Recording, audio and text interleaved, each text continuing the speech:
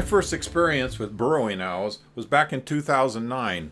When driving through Idaho, we stopped to see our old friend Eldon Meter. And Eldon told us, "Brent, I know where there's a nest of burrowing owls and the babies are out. Let's build a blind on the back of my truck, go over there in the dark of morning, wait for them and photograph them." So that's exactly what we did.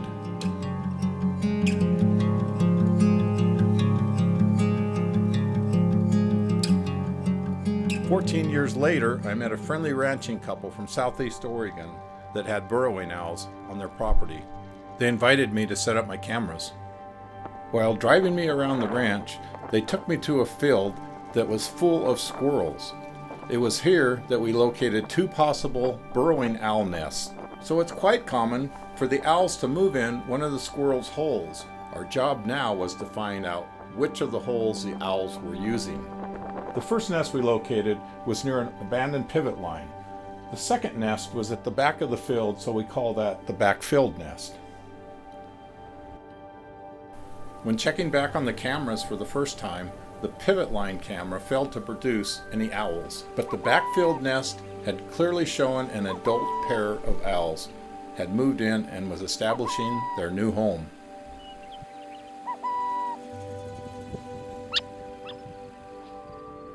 There was a lot of breeding taking place in the next several weeks.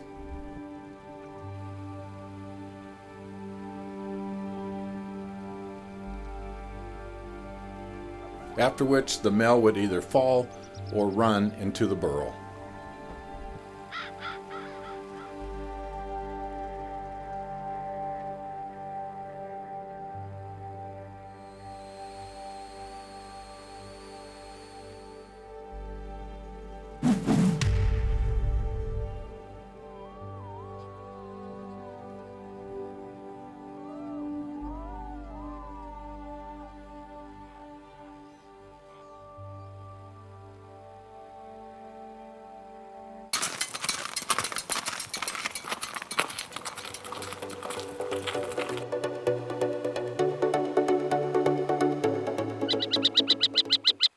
The pivot line camera was secured to the pivot itself. The mounting bracket had slipped and it pointed straight down at the ground.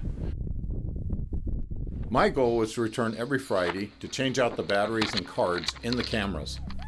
The male does the majority of the hunting, bringing in insects and small rodents.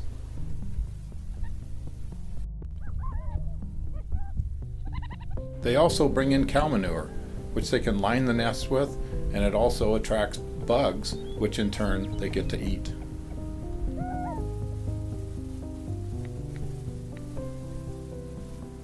It's a constant battle out there protecting their nest. It's as if everything's against them.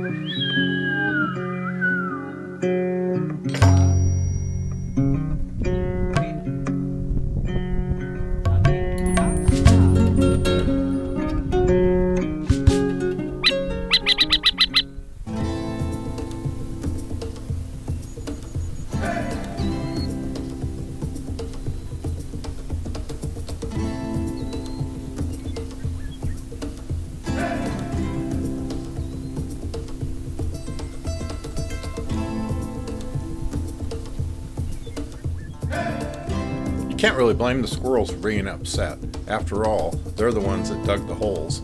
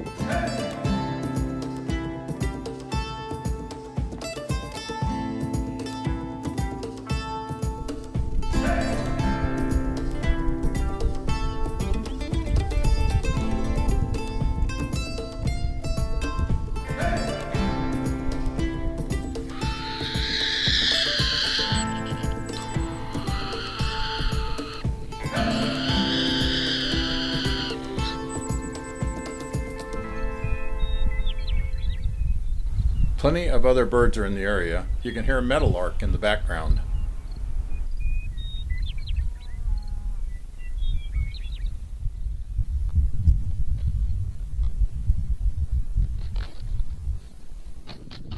I fastened this camera to a stake in the ground. This is the favorite place for the adults to sit and look out across the grass. I've observed them pulling out grass at the entrance, possibly to give a better view. Keep your eye on that fence in the background. Before long, the weeds will grow so high it'll disappear.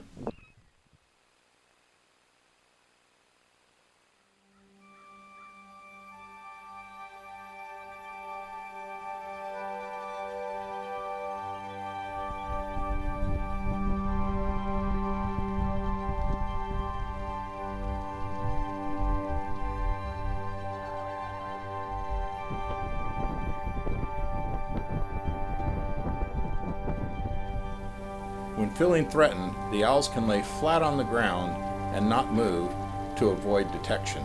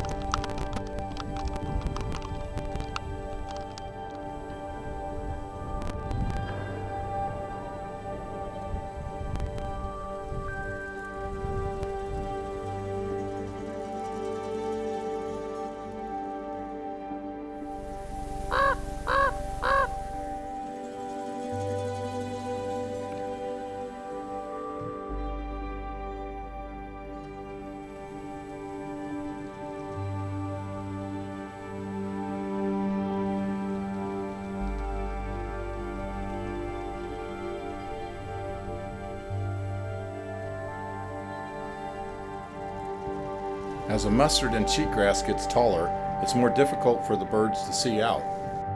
The pivot nest is lucky to have such a high vantage point.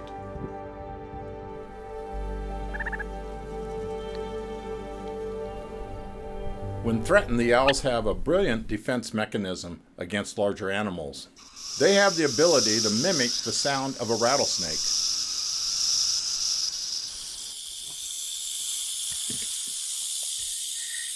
A weasel enters the nest and turns around and comes right back out. When setting up the camera, it can be difficult to see the burrow, so sometimes I put an object next to it.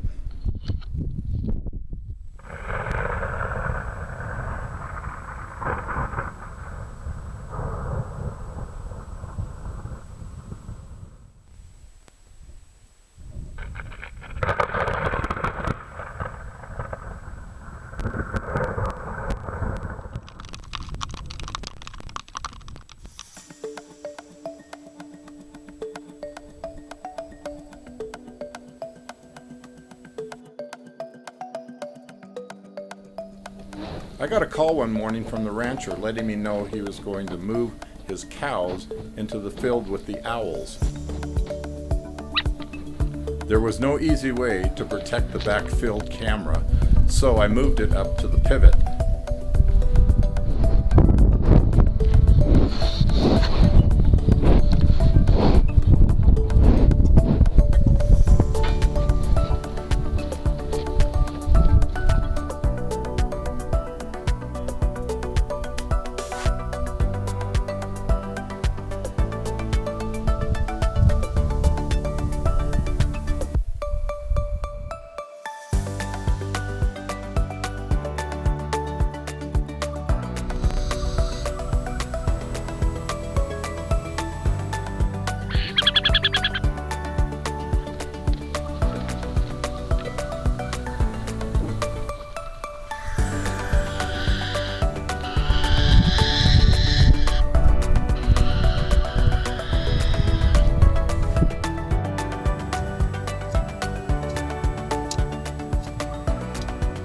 birds like to rub against everything in sight, and they knock the camera upside down.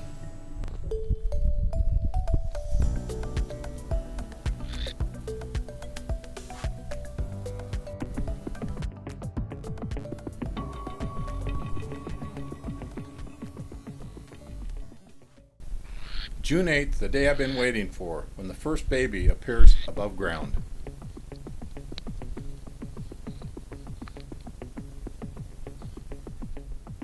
The male lands near the nest with his catch, passes it off to his mate, who in turn brings it down into the burrow to feed the young.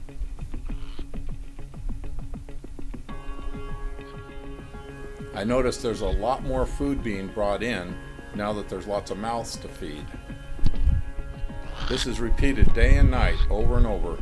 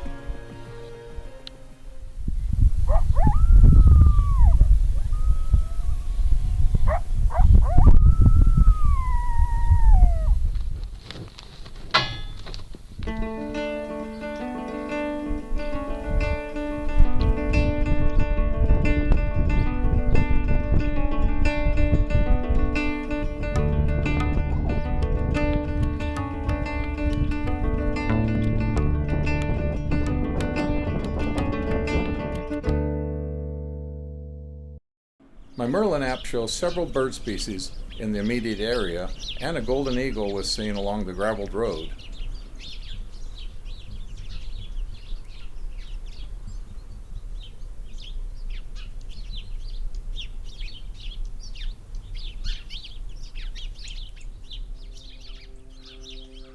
I was up at 3:30 getting ready to come down to film this burrowing owl nest, which is right there, and I got a camera there and a camera over there, but I've got the blind set up, and the cows are very curious as what's going on.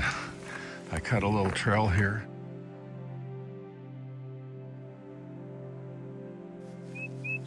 I patiently waited a couple hours for the babies to show up, but I think the adults kept them in the burrow thinking I was a threat, so I moved on. The interior of the blind is a black material to make it harder for animals to see me, but it was well over 100 degrees inside. I next set up my gear at a third location at a nest alongside a gravel road where the birds were used to traffic going by. The benefit of the trail cameras is they're running 24/7, showing owls in their natural habitat. But my main cameras have much higher resolution and really show detail in these birds.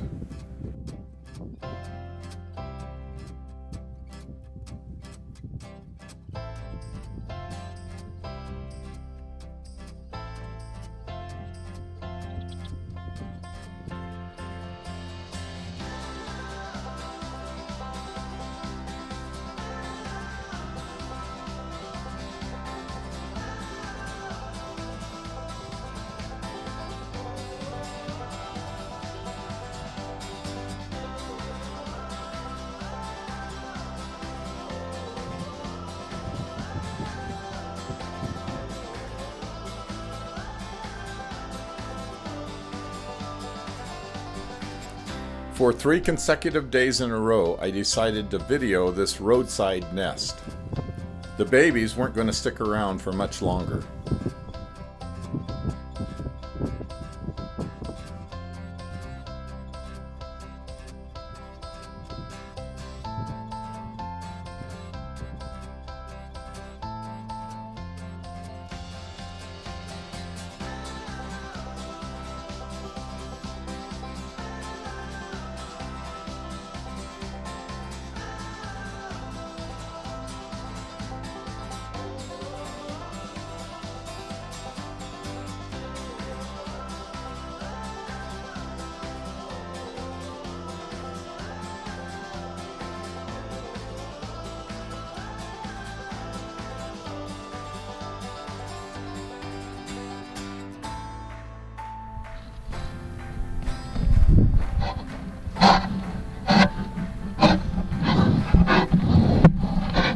That's a Mormon cricket this baby is about to eat.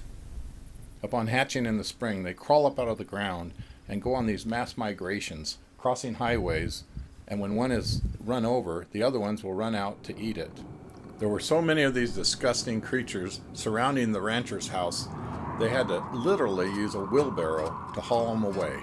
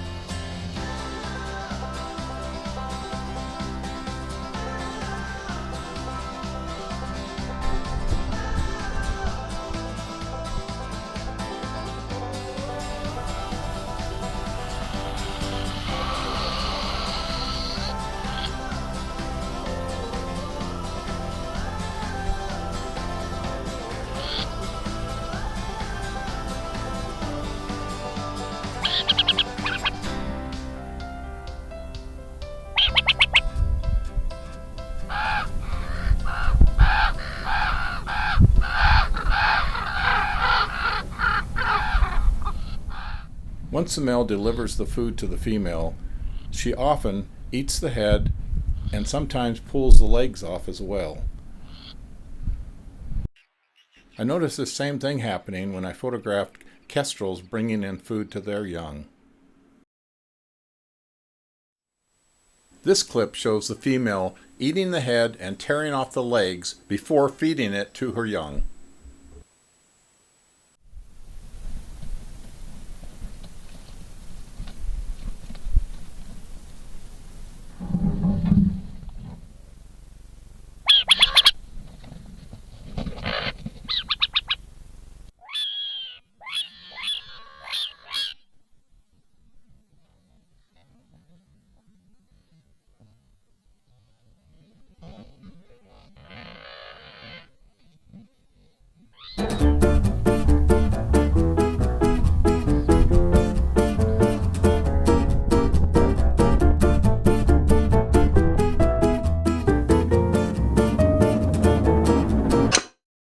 Burrowing owls have fixed eyes, meaning they can't move them back and forth in their head, unlike humans that can move them back and forth or up and down. To compensate, they move their heads back and forth to triangulate on a fixed position.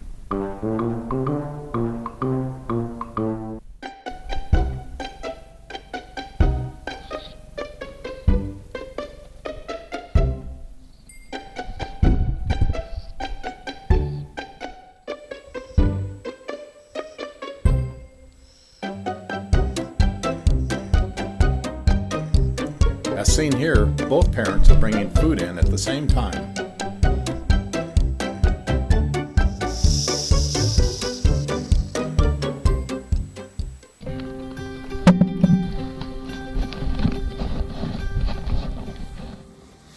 Oh, we just passed over the longest day of the year, and I'm in the blind on a Saturday. I'm at the furthest back group of burrowing owls in the back field, and there's a whole bunch of the babies, and it's been pretty cool to actually well, I got up at 3 o'clock and got out here and set up in the total dark, and they've all been, it took them a couple hours to get used to me, but they all have come out. A whole bunch of them have come out and stood at the entrance, which is really cool. So here I am. I've been here for, I don't know, what is it now? It's like, let me look at my watch. It's 9:40 right now. I've been here since, 3, 4, probably about 4 o'clock in the morning.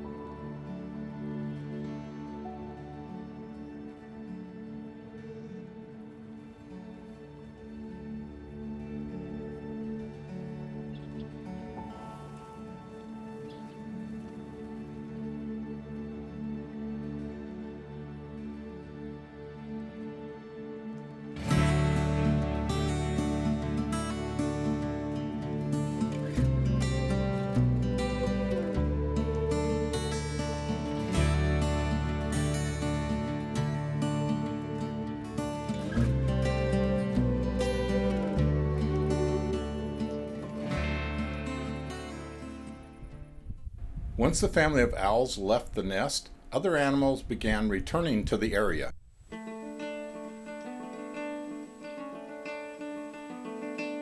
The owls are really lucky this badger showed up when he did, because they're known to easily dig into a burrow. I gathered up my equipment and started driving home when I noticed the family of owls was scattered across the sagebrush flats. As if one last farewell, they watched me as I drove away. So I was planning to come back and run the camera down the burrowing owl nest hole, and 6 months later, here it is, January, the first part of January, the hole is filled in. Look here. I can't get in if I wanted to. So even though I couldn't get in the pivot hole, there's an active squirrel, I would imagine it was a squirrel nest, just 20 feet away. They might connect inside, so I'm going to run it down through the other hole that's open.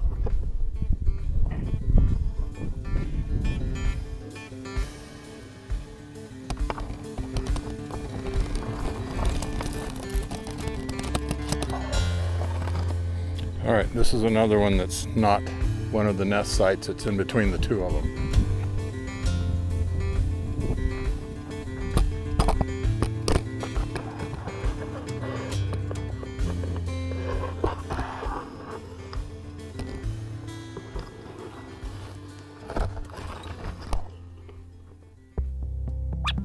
This ended up being a great project, which required 19 trips, totaling over 1,000 miles of drive time in a 3.5-month period. If you made it this far, thanks for watching. This is Brent McGregor signing off till next time.